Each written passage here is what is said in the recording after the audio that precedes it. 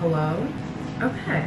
Welcome back to my channel. I am doing a fall TBR, so these are all the books I want to read in fall. And I thought of this morning because I actually have so many books that are perfect for fall time. So I'm gonna first do recommendations and then I'll go through my TBR, which sits right here. This is most of everything that I want to read. Some of it I just don't have with me yet. I'm looking for my phone. But yeah, I'm not gonna go super into depth about the books that I'm recommending. I'll just kind of give you like the vibes and sum it up in one sentence. Will it look better with a light on here? It's like kind of cuter. I think it's more inviting. I'll keep the light on. Let's go to Goodreads and go through the books that I've read. Okay, book number 1 that I'm gonna recommend for the fall is And Then There Were None. This is the book that got me back into reading. It's by Agatha Christie. I really liked it. It's murder mystery vibe and it's set on an island. So while that doesn't sound like super fall-y, I feel like murder mysteries are perfect for fall time regardless of when they're set in. But I feel like this is a good transition book. And then next I have, I think Almond is a good fall vibe. This is by someone, I can't pronounce last names, I swear I can't. This book is about a little kid who has a small amygdala, so he has a hard time feeling emotions because of that. So it kind of just walks you through his journey of like high school and just dealing with life. It's actually a really good book. It's like probably one of my top 5-star reads this year. Another book that I'm gonna recommend that's like probably recommended by everyone is A Good Girl's Guide to Murder. That whole series is now out. I only read the first book because I don't think I have the second book. Or maybe I do have the second book and I just didn't read it yet. Yeah, I just don't think I read it. But I liked the first book a lot. I thought it was super fast paced and it's gonna be perfect for the fall time.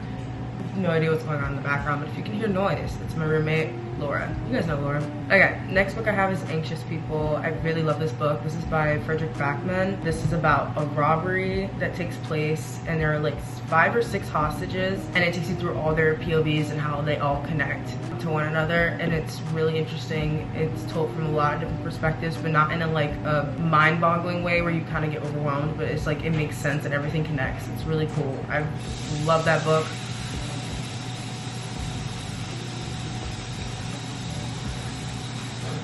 I love Frederick Backman, great writer. I'm gonna probably try and read Beartown, I think, and A Man Called Uwe. I'll probably end up buying those with my next paycheck. Another book I have to recommend for the fall time is Luster. This is about a black woman who's living in New York City, and it's kind of just walking you through her very questionable love life and choices. I really love this book. I gave it 4.5 stars. And I love the writer. This is by Raven Liliani. Yeah, it was so great. I love the main character. I just hope she finds peace. Another book I have to recommend is Cleopatra Frankenstein. This is about 2 characters named Cleo and Frank, and Cleo wants to stay in America, so she ends up marrying Frank for a visa, or for a green card, one of the 2. Their lives and their friends are all connected. This is another one where it walks you through multiple POVs. I would say this one got a little bit overwhelming, but I still gave this book 5 stars because it just dealt with such heavy topics in such a great way. And I really, really liked the writing style of this book. I love the characters too. I mean, they were a bit problematic, but I mean, I enjoyed it. Let's see what else I wrote in my review, because I wrote a long one. I said I actually liked Frank. If you read this book, please let me know. I didn't really find Frank to be, you know, that bad. Like, I feel like a lot of people are like, Frank's not like F Frank. I liked Frank. I thought Cleo at sometimes was being a little, so I don't know, but maybe that's just me. Please express your opinions in the comments. I have no idea where to stand on that. Another book is Sirens and Muses. I actually have that here, but my lamp is on. No, not my tree. This is Sirens and Muses. This is probably one of the best books I've read. This book is about 3 art students and an art professor, and it walks us through their 2nd year at art school. The art professor is kind of like a guest professor. He's not really there. He's just visiting the school, and it takes place in an art school for like the first half of the book, and then the other half of the book it takes place in New York, and they're kind of navigating the New York art world by themselves, and it's really interesting because again, these characters are deeply flawed. This is very similar to Cleopatra and Frankenstein, but I would say the characters that are interacting with each other are mostly all the same age. Like, there's not an age gap like in Cleopatra and Frankenstein. Actually, I know a lot of people are gonna disagree. I really liked Robert's POV. I really liked the storyline. I was so eager to get to his chapter and figure out like what was going on with him. I don't know, I felt like kind of bad for him. I felt kind of sorry for him, and it was also interesting because like in a way,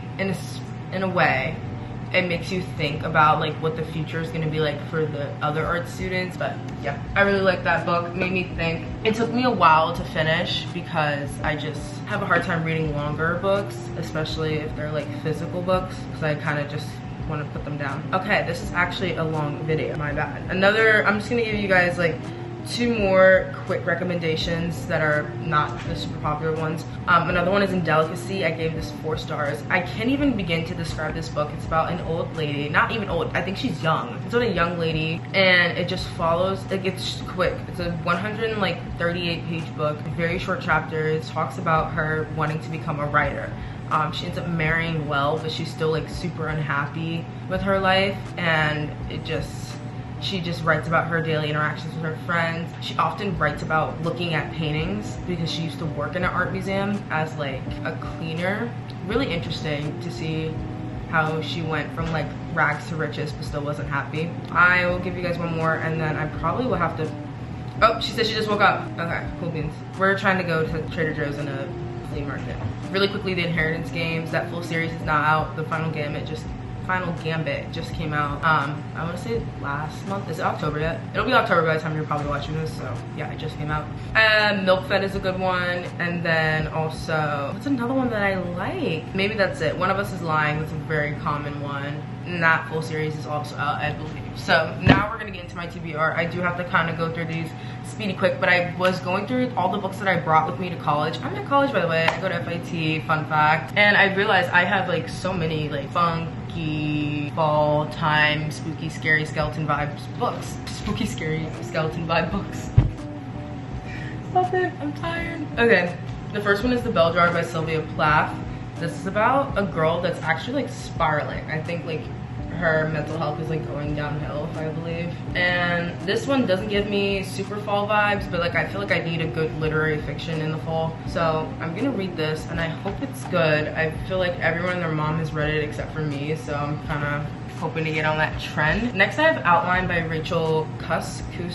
This one is, I want to say, it's not like a trilogy, but it is. And this is actually more of a summertime book now that I think about it. I see the shell on the front. I know, I'm sorry. Whatever, I'll still read it. I'm pretty positive this is, it follows like 10 different conversations that Rachel like experiences, I guess. And I think she's also doing a trip abroad as a teacher, am I right? Yeah, it follows a novelist teacher teaching a course in creative writing in a hot summer in Athens. So this is a summer book. I take this off the TBR. Okay, we're gonna get into my queen, Sayaka Murata, because I love this woman. She wrote Convenience Store Woman, and that's my favorite book. That's my favorite book. That's my favorite book. I know that Convenience Store Woman is quite different from other books that she's written, so I'm not like expecting these to be the same, but I know that this has to do with cannibalism. And I'm scared, but I've heard a lot of good things about this book, and I know it's weird and creepy, and I think it's perfect for the summertime. I don't know too much about it, but I'm gonna go into this book blind. Did I actually buy this book for $25? I did. We have Earthlings by Sayaka Murata. This is about, I think, 2 people that feel like they don't belong on Earth, and they do some really weird things, and they make a pact. I'm not too sure about this one, but like I don't know too much about it, but I'm hoping to read it this fall, and I'm just gonna jump into it blind. Next, I think we have another queen of creepy writing, and that is Ottessa Moshfegh. She wrote My Year of Rest and Relaxation, which is also another one of my favorite books. Probably, that was either my first or second 5-star read of this year, and I love her writing. I didn't like McGlue, but I'm hoping that these 2 books will make me feel a little bit better. I've heard that, I think it's Latvana, is that how you pronounce it? I don't know. But I've heard that this is about a medieval town and how like everyone in there is corrupt and sick. And a lot of people, when I was reading their reviews, said that they felt sick multiple times. So I'm not sure how I'm gonna feel about that because I don't know. I like reading creepy books a little bit, but not that creepy, not that disgusting and whatever. But yeah, I bought this book when it came out, so I have the hardcover. Excited to read it, I think. I don't know. And then next I have Death in Her Hands, and I also feel like I bought the other one, Eileen, but I think I left it at home by accident. So I'll probably bring that back with me, but I don't know what Death in Her Hands is about. I'm assuming someone's dead. I I don't know. I also haven't heard too many good reviews about this book either, but I don't really care. I'm gonna still read it. Next I have cult classic, and then I also have another book. Give me a second. I know my lighting's about to change. I also have Cultish. This is a nonfiction book about actual cults that I started reading, but I'm gonna get back to it now that I've finished all my other physical books, and I'm just reading one on my Kindle, which is called Killer Vacation. Sorry, I'm getting off topic. Now we have cult classic. I think this is about a cult.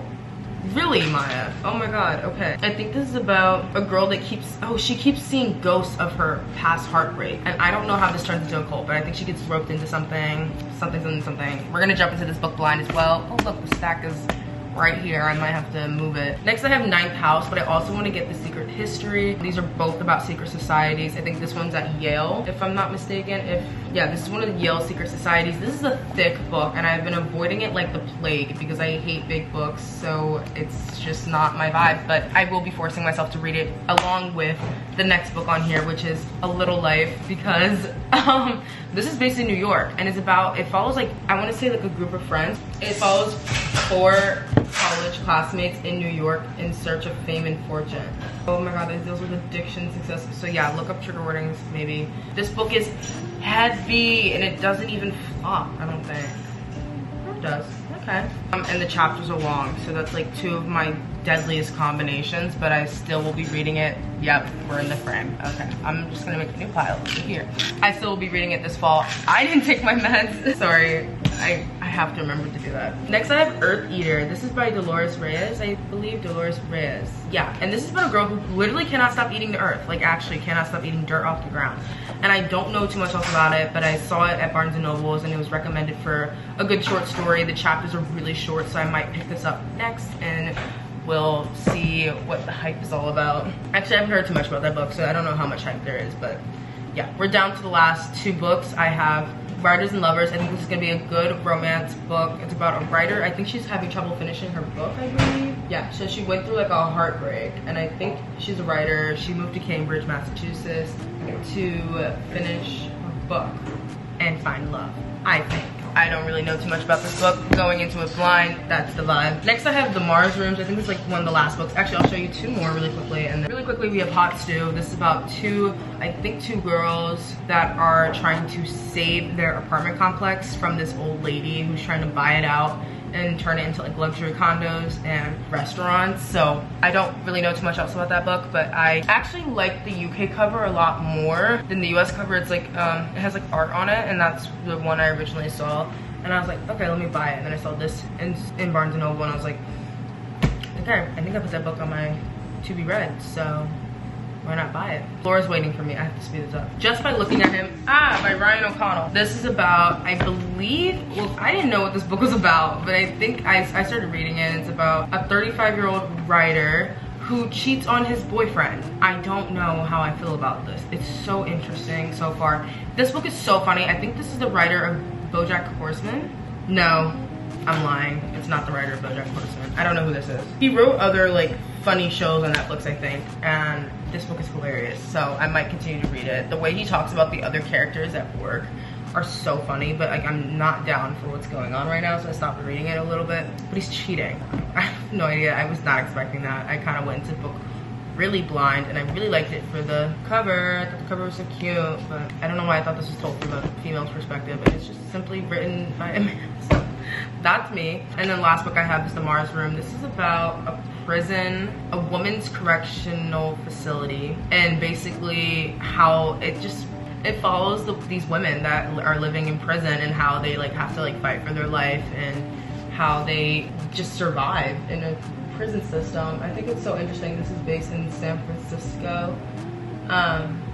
That's it. I have a big TBR. Excuse my language, but I plan on reading these through November, so roughly, let's see, 1, 2, whatever. I'm not even gonna count, but yeah, that's all I have for you guys today. I'm gonna go get groceries with Laura. She's waiting for me very patiently. Thank you, Laura. What? I'm saying thank you for waiting. Oh, you're welcome. Okay. And I will see you guys later. Bye.